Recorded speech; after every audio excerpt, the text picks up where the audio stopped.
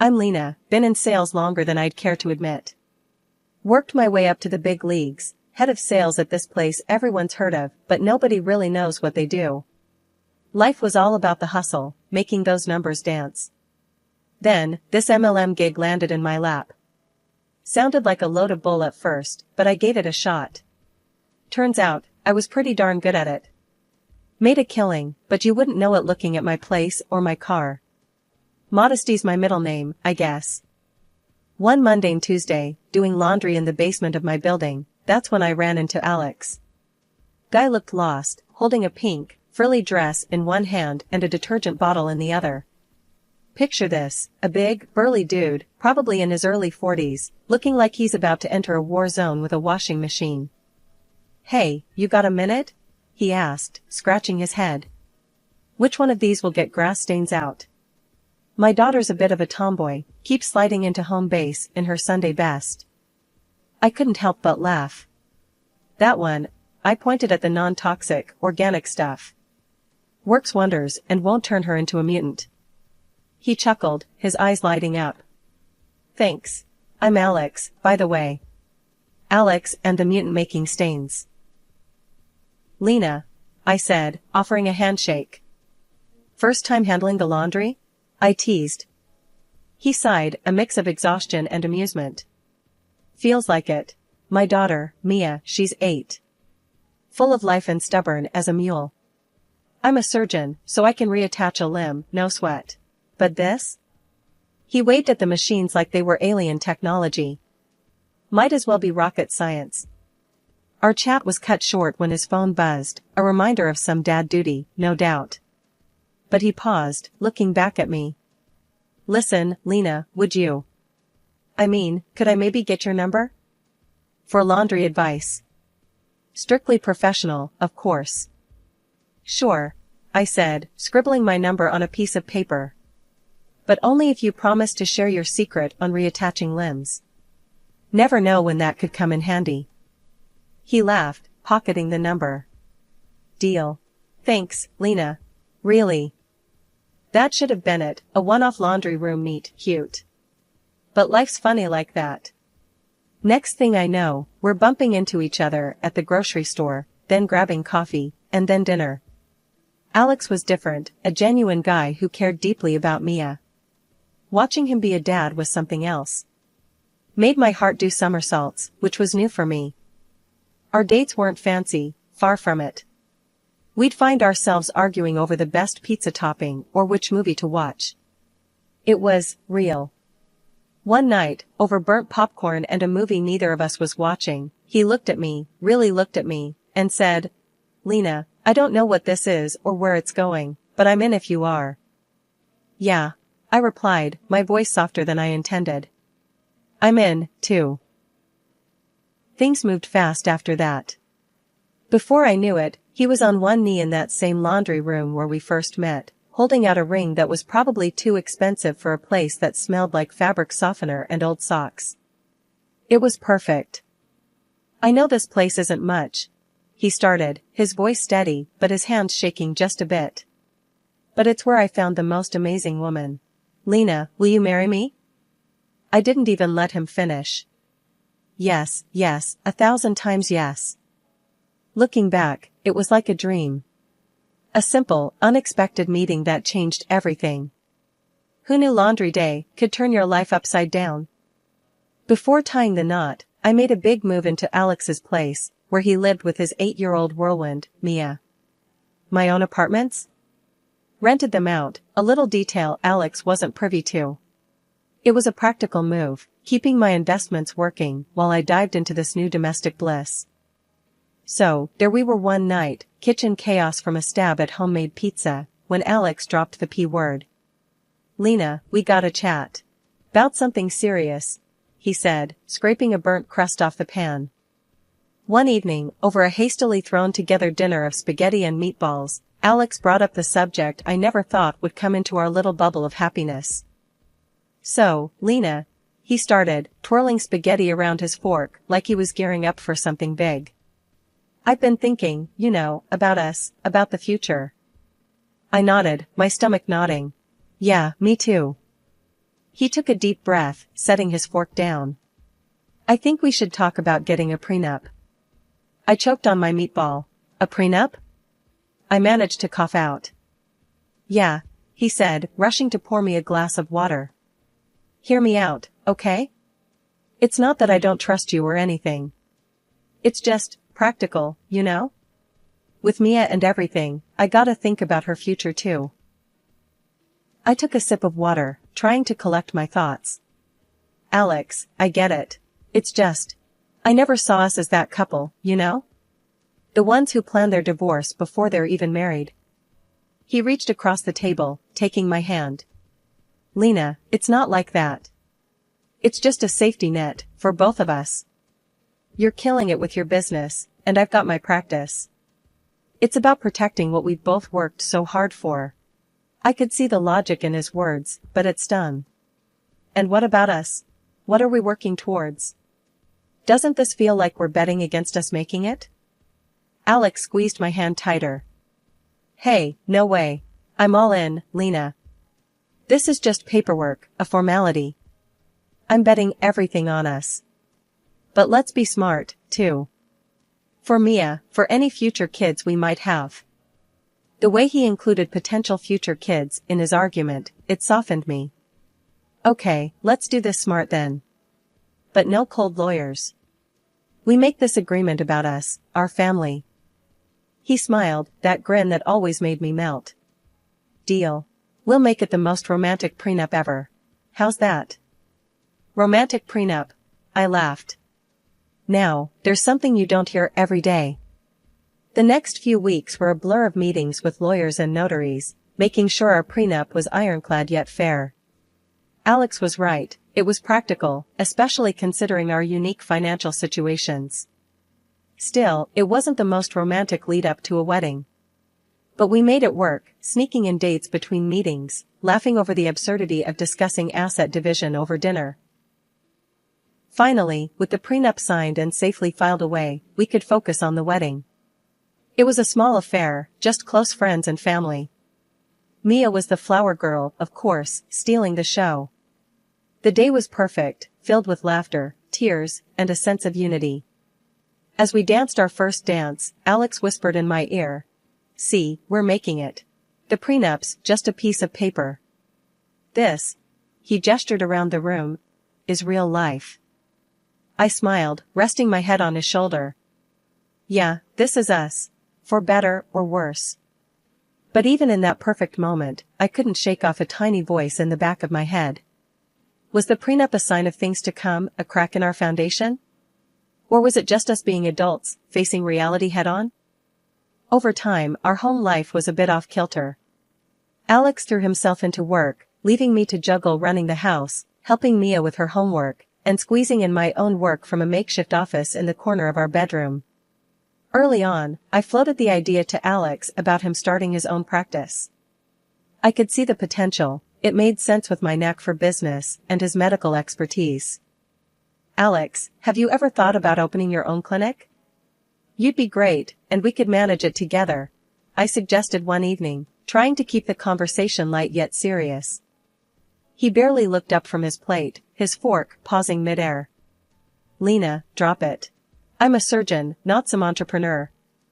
And you're just a housewife, what do you know about running a business like that? His words stung. Just a housewife? Really, Alex? I've run a successful business for years. I know what I'm talking about. He scoffed, shaking his head. Let's not pretend your little MLM thing is the same as starting a medical practice. Stay out of it. I bit back a sharper reply. It wasn't worth the argument. But it hurt, being belittled like that, especially considering what I'd achieved on my own. As time went on, Alex's mood soured further. He'd come home late, reeking of alcohol, ranting about how the younger doctors were out to get him, stealing his surgeries, his prestige. I tried to talk to him, to find out what was really going on, to help. Alex, drinking like this, it's not you. What's really bothering you at work? I reached out, trying to bridge the gap that had formed between us. He shrugged off my hand, his eyes dark. What do you care? You wouldn't understand. It's a dog-eat-dog world out there, Lena. You're safe here in your little bubble. I recoiled as if slapped. My efforts to support him, to be a partner in this marriage, were brushed off, leaving me feeling more isolated than ever. Mia's transformation from a sweet child to a rebellious teen didn't help matters. Her demands grew alongside her attitude, and the day she exploded at me over a denied shopping spree, calling me names, was a low point. I can't believe you. You're just a greedy, old witch. Dad should never have married you. Mia's face was twisted in anger, her words cutting deep. I tried to stay calm, though every fiber of me wanted to shout back. Mia, that's enough. I am not your enemy. But it was like talking to a brick wall. She stormed off, leaving me to wonder where the sweet girl I once knew had gone. Turning to Alex for support was becoming a joke. She's your daughter, Alex. She's out of control. We need to do something, I pleaded after telling him about the latest episode. He just gave me a cold look. She's right, you know. You're not her mom. Don't pretend to be. Each word from him was a nail in the coffin of our marriage. I was alone in a house full of people, my contributions and feelings dismissed, my presence barely tolerated. Things took a nosedive when Alex stopped pitching in for anything around the house. Not a dime for groceries, bills, nada. There I was, juggling my online work, feeding us, keeping the place from turning into a dump, and making sure all the bills got paid on time. This wasn't the partnership I signed up for. It was like I was running a one-woman charity for the ungrateful. I'd lie awake at night, tallying up expenses in my head, wondering how we got here. This wasn't the dream. The dream wasn't supposed to have me stretched thin, covering every expense while Alex pretended we were still some happy family. One night, things hit rock bottom. Huddled on the couch with my laptop, I overheard Alex in the next room, his voice low but panicked, talking on the phone. Yeah, messed up the surgery again. Left a damn tampon inside her. But don't worry, I've got it covered. We'll pin it on the assistant. No one's gonna suspect a thing. My stomach turned. This wasn't just about us anymore, it was about his patience, his ethics. I knew I had to confront him. I couldn't just let it slide. So, I confronted him. Alex, we need to talk about what you said on the phone. You can't seriously be thinking of blaming someone else for your mistake. He whirled on me, his face twisted in anger. Mind your own damn business, Lena. This has nothing to do with you. I was taken aback. Nothing to do with me? Alex, this is about right and wrong. You can't just. Shut up. Just shut up, he shouted, cutting me off. You know what? I'm sick of you. You're a terrible lay, you can't cook for shit, and you're a lousy stepmom to Mia. His words were like a slap. I tried to argue, to defend myself, but he wasn't having any of it. You know what, Lena? I want you out. You're nothing but a drain on me. Get out of my house. Now. Before I could even process what was happening, he grabbed me by the shoulders and shoved me out the door, into the cold night, clad only in my pajamas. I was stunned, shivering, and hurt, but I wasn't about to let him get away with this. I banged on the door, my voice steady, but firm. Open this door, Alex. Or I swear I'll call the cops. After what felt like an eternity, he begrudgingly opened the door, a scowl plastered on his face. As I stepped back into the warmth of the apartment, Mia appeared. Her words cut deeper than the cold. Dad, why'd you let her back in? Should have left her out there. That stung. More than anything Alex had said. Mia's words hammered home a painful truth. I had poured so much love and effort into this family, only to be treated like an outsider, like I was worthless. In that moment, something inside me clicked. It was clear as day. They didn't deserve my care, my love, my sacrifice. I realized I had been clinging to a fantasy, but the reality was far uglier. Waking up that next morning felt like lifting a ton of bricks off my chest. Alex had already left for work, silent as a ghost. Mia, too, headed out to school without a word my way. Not a buy, not even a glance. Fine. If they wanted to play it like I was invisible, I could do one better, I'd disappear for real. I packed my bags, grabbing important documents, and left for one of my apartments that was sitting empty. The silence of the place was a balm after the chaos of the last few months. No sneers, no cold shoulders, just me and my thoughts. First order of business? Lawyer. I needed to know where I stood legally. The lawyer's office was all polished wood and the smell of leather, a stark contrast to the turmoil inside me. The lawyer, Mr. Henderson, was a straight shooter. With the prenup and no shared children, this should be straightforward, he assured me after I laid out my case. And if he contests? I asked, thinking of Alex's spiteful nature. Mr. Henderson leaned back, steepling his fingers. He can try, but the prenup is clear. Plus, if he's been as reckless as you say, he won't have much ground to stand on. Reassured, I followed his advice and hired a detective. The findings were like a punch to the gut.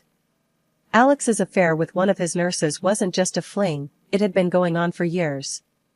That, on top of his professional blunders? It was worse than I thought. Fueled by a mix of betrayal and righteous anger, I went to his hospital, met with the administration, and laid it all out. The affair, the botched surgery, his drinking. I wasn't vindictive, but I couldn't let him play with people's lives, not anymore. The fallout was swift. A few days later, Alex's voice, ragged and desperate, crackled through my phone.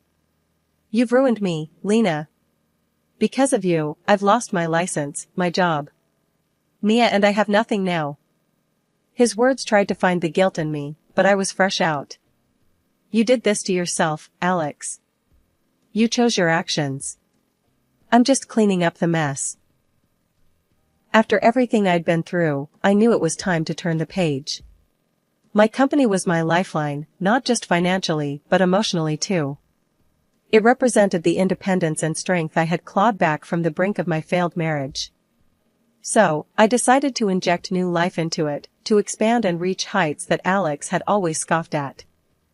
Gathering my team at a cozy cafe felt like the first step towards this new chapter.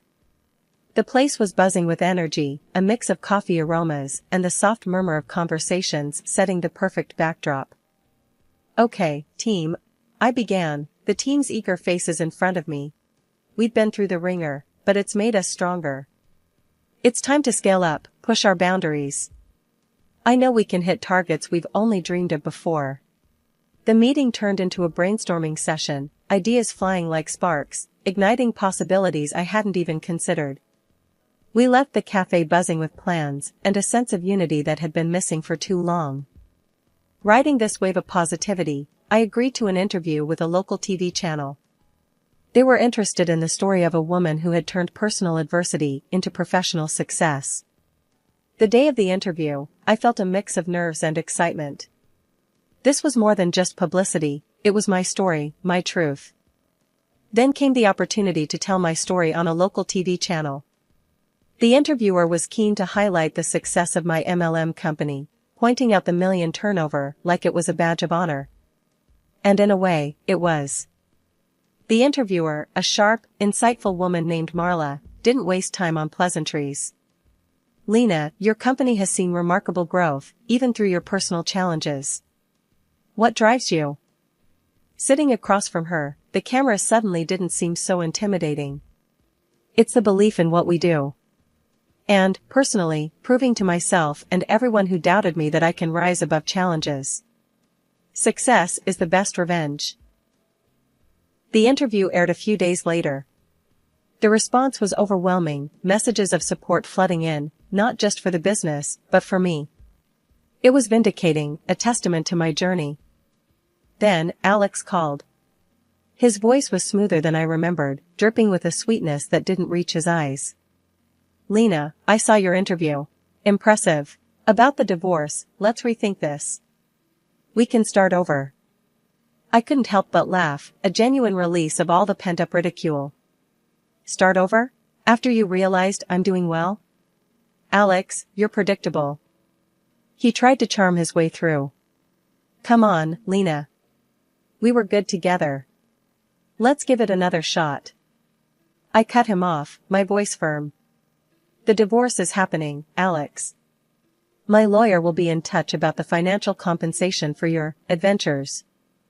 He lost his cool then. You think you can just walk away and take everything? I'll fight you for every penny. Remember the prenup you insisted on? I reminded him coldly.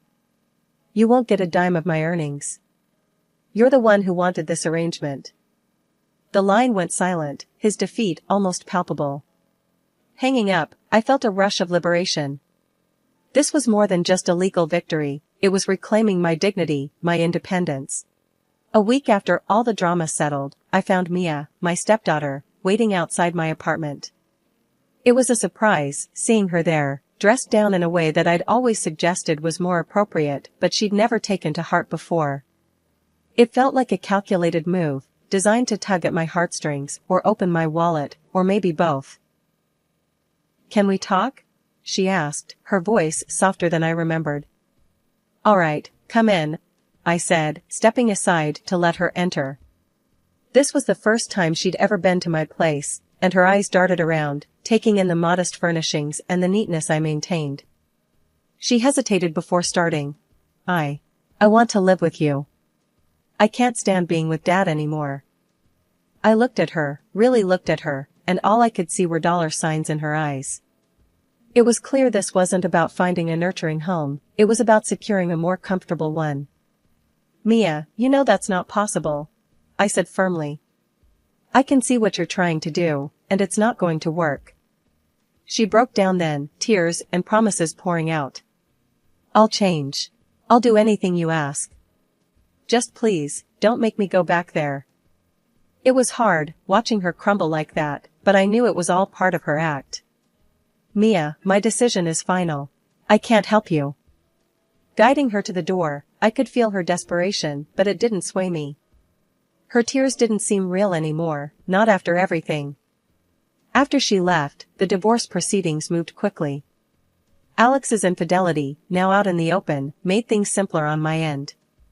I received financial compensation, a small victory in the grand scheme of things, but a victory nonetheless. Blocking their numbers was the last step, cutting the final thread that connected us. It was over, truly over this time. I was free, ready to rebuild my life on my terms, without the shadows of their manipulation darkening my doorstep again. After closing the chapter on my marriage and stepping away from the shadows of betrayal, I focused all my energy on my business and personal growth.